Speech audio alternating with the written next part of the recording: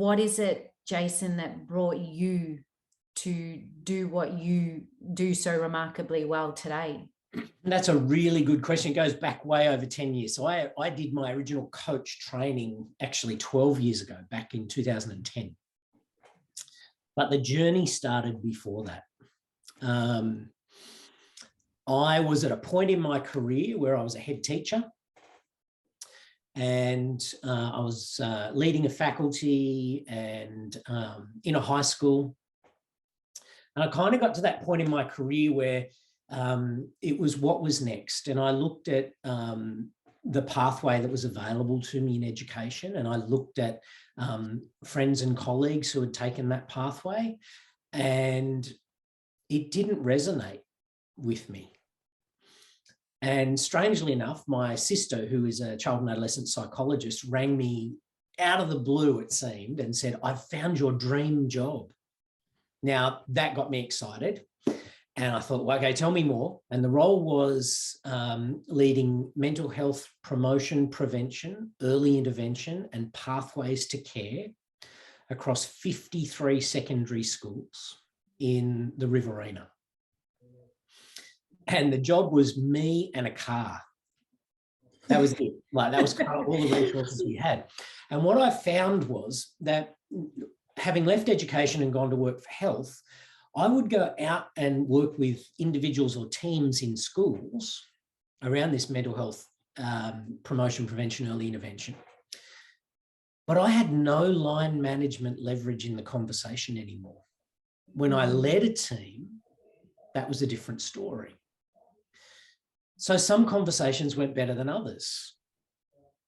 And I couldn't pinpoint what made the good ones work until about 2009, and I found this term coaching. And as I just started to look into it more deeply, I realized, looking back, there were certain things I was doing in those conversations that followed the principles of coaching psychology. So we left Albury, and then we moved to Tamworth in New South Wales. And I started a new project for the health department in mental health promotion again, across 42 schools. And I was able to be more intentional in the conversations I had, and we got more traction quickly. But I still hadn't done any coach training. It was just the reading and meeting people and talking to them. And then in 2010, I did a coaching accreditation program. I was then working, we left Tamworth, came back to Newcastle, and I was coordinating the New South Wales component of the National Mind Matters initiative. So I'd gone from working with 53 schools and kind of not knowing what I was doing, found a little bit of this coaching stuff working with 42 schools, and then I had 900 across New South Wales that we had to engage in some way, shape or form. And it was then I decided that it was time to really formalise and refine those coaching skills. And I took everything I learned in my coach training and worked with individuals, teams, and large groups, sometimes up to 200 people, using coaching questions and facilitation skills to help move people to what was wanted. For me, the three core questions are what's wanted, what's working, and what's next. Set the direction, work out what's already working in your favor from the past and the present. What strengths, skills, qualities do you as an individual, or do you as a team or an organization bring? You wouldn't have a team or an organization if something wasn't working. So let's dive deep into that. And then what's next? I think that's a fundamental leadership question.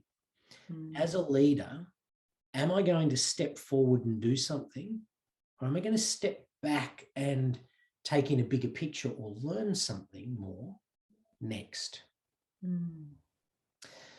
So that journey took me from running Mind Matters across New South Wales into actually working for the group that trained me as a coach, Growth Coaching International. And I spent 10 years in total, and ended up being their director of consultancy services. And obviously, everything changed in 2020, and I made a conscious choice to step away from that and refine and deepen my solution-focused coaching skills.